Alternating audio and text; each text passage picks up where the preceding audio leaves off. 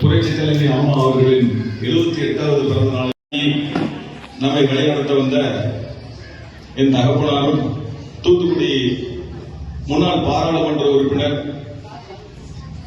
முன்னாள் கழக அமைப்பு செயலாளர் ஜெயசிங் தியாகராஜ் நட்டர்ஜி அவர்களே, அண்ணன் சத்யலட்சுமணன் அவர்களே, அந்தோணிராஜ் அண்ணன் அவர்களே, இன்னும் அண்ணன் ஹெர்மஸ் பெர்னாண்டோ அவர்களே, சிவகுமார் அண்ணன் அவர்களே, இன்னும் மகேஷ் அவர்களே, உங்கள் அனைவரையும் இன்னும் கோலம் போட இங்கு வந்திருக்கிற அனைத்து பெண் சிங்கங்களே, உங்களை இந்த அருமையான விழாவிற்கு உங்களை வரவேற்று என்று வரவேற்கிறேன். அதாவது அனைத்து இந்திய அண்ணா திராவிட முன்னேற்ற கழகம் ஆரம்பிக்கப்பட்ட நாள் முதல் இன்றைய நாள் வரைக்கும் பெண்களை சார்ந்த நல்ல திட்டங்களையும் பெண்களுடைய பாதுகாப்பை பூர்த்தி செய்கிற மிக தெளிவான ஒரு நல்ல அரசாங்கமாக அனைத்து இந்திய அண்ணா திராவிட முன்னேற்ற கழகம் தமிழ்நாட்டில் திகழ்ந்து வருகிறது. இது அனைத்து இந்திய அண்ணா திராவிட முன்னேற்ற கழகம் பெண்களுக்கென்று மிக சீரிய நல்ல திட்டங்களை செய்து நம் சிங்க பெண்மணி புரட்சி தலைவி அம்மா அவர்களுடைய சீரிய தலைமையிலே இந்த தமிழ்நாட்டில் கொடிகட்டி பறந்தது. அதை இந்த தமிழ்நாட்டில் கொடிகட்டி பறந்த போது எந்த கொம்பனாலும் தொட முடியவில்லை.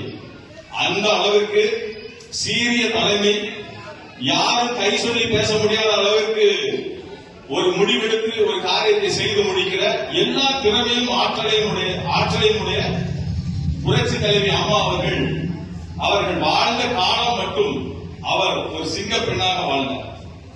அதே போல எங்கள் எழுச்சி புரட்சி தமிழர் மாண்புமிகு எடப்பாடியார் அவர்கள் ஒருவேளை வெளியே பார்க்கிறதுக்கு ஒரு மாதிரி ஒரு வித்தியாசமாக பேசுவார்கள். ஆனால் ஒரு சீரிய தமிழர், ஒரு சிங்கம் போன்ற தலைவன் அந்த மனிதன். அவர் மாண்புமிகு எடப்பாடியார் அவர்கள் ஒரு டெசிஷனை எடுத்தார்னா அதை நேர்த்தியா எடுப்பார். அதாவது அனைத்து இந்திய அண்ணா திராவிட முன்னேற்ற கழகம் அம்மா இறந்த பின்பாக ரொம்ப கஷ்டப்பட்டாங்க. அதாவது சிஎம் ஆகிறதுக்கு பலர் போட்டி போட்டார்கள். அதுல நம்முடைய எடப்பாடியார் அவர்கள் மிகவும் தாழ்மையாக நடந்த மனிதன் என்பதை நாம் பார்த்தோம்.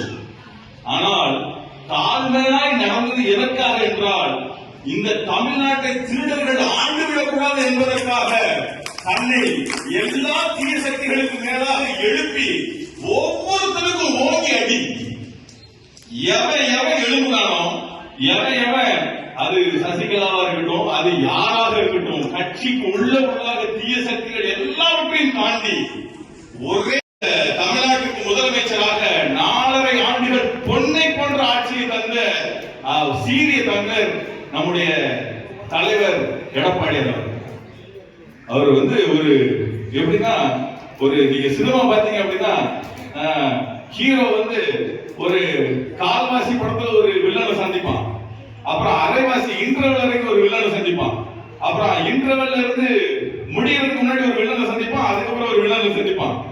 எல்லா 4 வில்லனையும் அடிச்சு துரத்தி ஜெயிச்சு ஒரு ஹீரோ வருவான். அந்த மாதிரி எடப்பாடியார் எல்லா கட்சியில் உள்ள எல்லா கல்லர்களையும் கண்டு வெளியே துரத்தி ஒரே தலைவனாக, ஒரே ஹீரோவாக எடப்பாடியார் இந்த தமிழ்நாட்டிற்கு ஒரு நல்ல தலைவனாக, ஒரு நல்ல சிஎமாக பணியாற்றினார்.